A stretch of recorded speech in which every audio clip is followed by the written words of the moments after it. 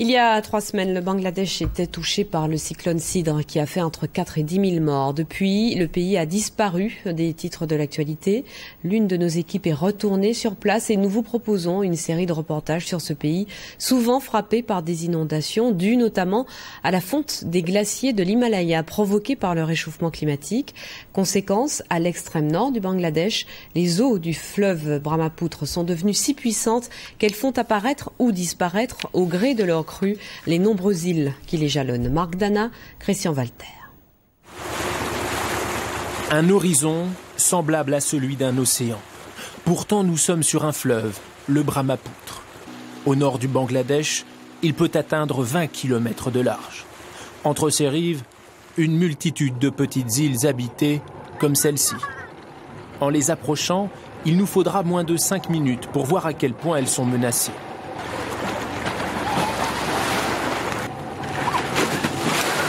Gonflés par la fonte des glaciers de l'Himalaya, il ne faut parfois que quelques mois pour que le puissant courant du fleuve fasse disparaître des dizaines d'îles, avant qu'elles ne se reforment un peu plus loin.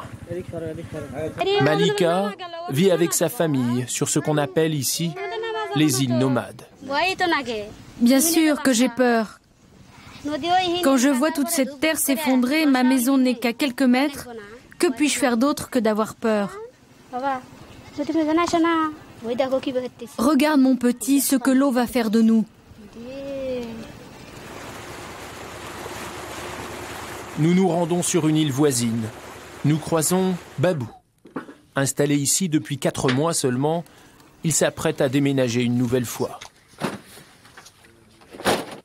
De la paille, de la tôle, des planches, de quoi reconstruire sa future maison sur une autre terre tout aussi vulnérable. Si je pars, c'est parce que cette terre est trop instable. L'eau nous fait peur. Et aussi, on a de moins en moins de terre à cultiver pour survivre. Dans cette région, la plus isolée et la plus pauvre du pays, Yves Mar a créé une association pour aider les habitants à subvenir à leurs besoins. Il y creuse des puits, fournit des graines, mais les cultures sont elles aussi menacées. Face aux conséquences du réchauffement de la planète, le Français se sent impuissant. Les phénomènes climatiques sont de plus en plus violents.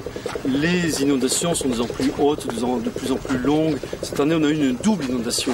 Les îles s'en vont, les récoltes s'en vont, les maisons s'en vont. On reconstruit en permanence et on ressème en permanence. Et voilà. Donc ce sont des populations qui sont de plus en plus vulnérables. Quitter ces îles mouvantes, la tentation est grande pour ceux qui en auraient les moyens, au risque de gonfler les bidonvilles de la capitale.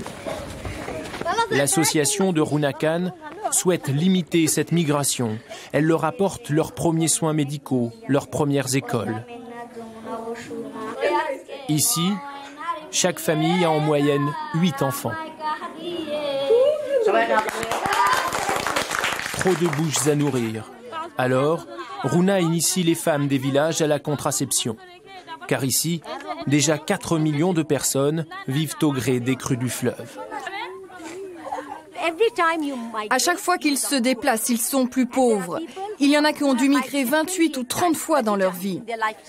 Vous, les pays industrialisés, vous oubliez que peut-être dans un an, cet enfant ne sera plus là, parce qu'il sera tombé à l'eau. Que cette maison ne sera peut-être plus ici, parce qu'elle aura été emportée par les eaux. Ils sont en train d'être vos victimes. Dans les prochaines années, 1/10 du Bangladesh pourrait disparaître sous les eaux. 50 millions de personnes seraient alors déplacées. Une catastrophe annoncée qui touche un des pays les moins pollueurs de la planète, mais aussi un des plus pauvres.